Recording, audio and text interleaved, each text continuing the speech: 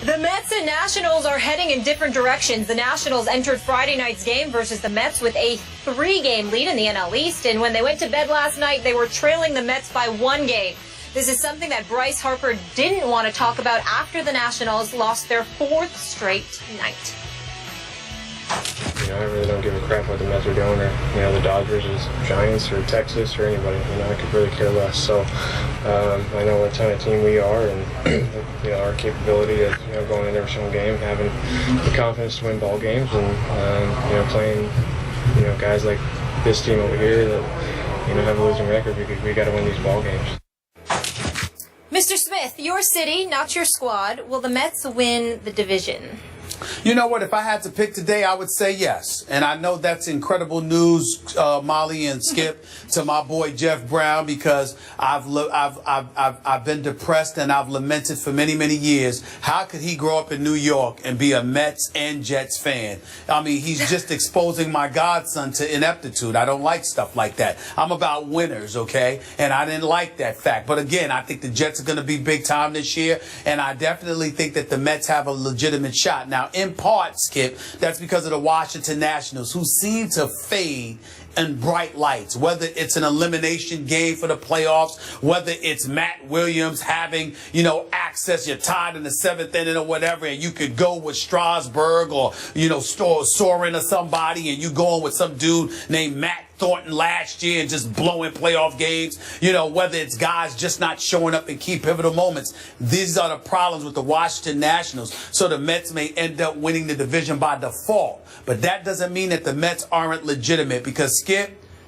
pitching wins championships, and the Mets have it in droves. I'm talking about Syndergaard, Thor himself. I'm talking about Harvey. Max may end up returning. Okay, DeGrom is big time. Don't even get me started. Even Cologne showed he's the Pillsbury Doughboy, supposed to be a senior citizen, and he shows up there last night and gives up just 1 run and pitches lights out, albeit against the pathetic Marlins. But you get my point. But then on the hitting side, this is a team that just a few weeks ago, Skip, ranked 27th in Major League Baseball, wasn't doing a damn thing, had a dude playing shortstop in Flores that goes on the field crying, forgetting that there's no crying in baseball because he heard that he's about to be traded and went out there crying and all of this stuff. That falls through, and the next thing you know, he comes out, he's smacking walk-off home runs, Duda's player of the week, along with Syndergaard, and then you get Jonas Cespedes, which is a big-time hit. Smacked 3 doubles last night, by the way. I'm looking at the New York Mets right now, Skip, and I'm here to tell you,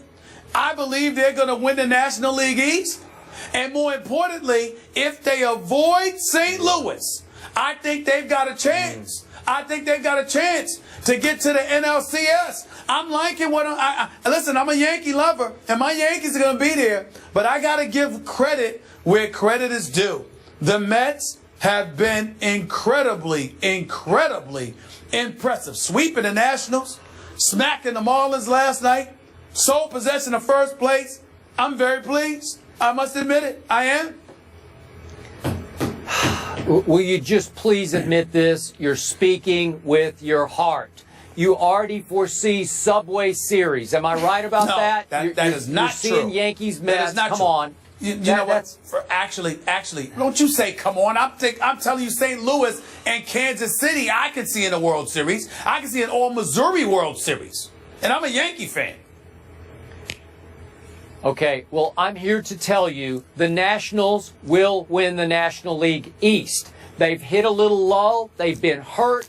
Strasburg had a terrific rehab start last night at Syracuse, in which he struck out 11 in just 5 2/3, coming off his strained left oblique. I think he's going to be just fine and just great down the stretch.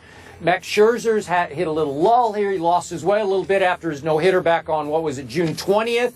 He's just 3-3 since then. I think that will change dramatically. They're getting healthy. They got Jason Worth back. They got Zimmerman back. They got Rendon back. All of a sudden, here they will come. And the guy we just heard from in that soundbite, that guy, Bryce Harper, is going to win NL MVP. He leads the National League in home runs and in slugging. He's second in batting average. Here they come back. and I think they will reassert themselves, because as much as I love the Mets pitching, I watched them last night, their rout at the Marlins last night. It is breathtaking. I don't think they'll hit enough, even with Cespedes, to hold off the Nationals. Thank you very much. I don't sleep on pitching, Skip, and the combination of the Mets pitching with the way the Nationals seem to choke when the bright lights come on leads me to believe that this is the Mets division for the taking. I am a Bryce Harper fan, but they need more Bryce Harpers on the Washington Nationals. Even though he got blown away by Syndergaard the night before last, the bottom line is that Bryce Harper is big time. I just don't know if he has that help, and I like Matt Williams. I mean, he's accomplished a lot, but he's got to get that bullpen together, man. I don't know what he's doing with that pitching. He's going to have to do something.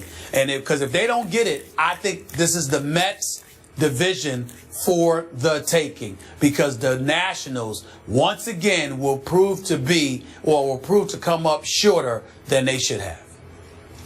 One thing we can... And the Mets haven't kept coming up short, really? No. That's my point. They've stunk historically. The Nationals have underachieved. We knew the Mets were going to stink. The Nationals ain't supposed to. There's the difference. All right, we have to leave it there, but one thing we can both agree on, Stephen A. loves his Yanks and Skip loves his quarterback. These are loyal, consistent men. That's appreciated by this girl. Moving on. Pretty boy Tony, wait till you hear what Romeo says kept him from practice. Take a listen. I mixed a cupcake and a brownie. I'm calling it a crownie. Don't be like this, May. Not gonna lie, I laughed out loud when I saw this one. Can a girl get a crownie? Seriously, Stephen A., your reaction? Well, the commercial was relatively decent, but what I laughed about is that Tony Romo apparently had some problems in practice with a sty or whatever on his eye, because he said during the commercial he had to wear too much makeup. So makeup was a hindrance to Tony Romo. That's what I found laughable. Just another thing. I'm waiting for what's next. So your back, your hip, Lord knows what else is going to happen. What are we going to hear next, Skip? That Tony Romo ultimately is going to miss a game during the season? Or that's going to explain why he's throwing more interceptions this year, because he put on too much makeup from time to time for one of his many commercials? Maybe. Is that what we're going to hear? Oh, I can't wait. You can see the accident waiting to happen. You can see it. It's coming. Yeah. Okay, let me speak for the last 20 seconds of the show. I did not love this commercial because I found arts and craftsy Tony Romo a little too creepy. I like it that he made fun of himself here, but I think he went a little too far making fun of himself. I don't want to see that Tony Romo. Thank you. I guess Skip won't be making paper mache with me then. Guys, I'll see you tomorrow. Looking forward to it from Buffalo. We'll see you as well. Thanks for hanging with us.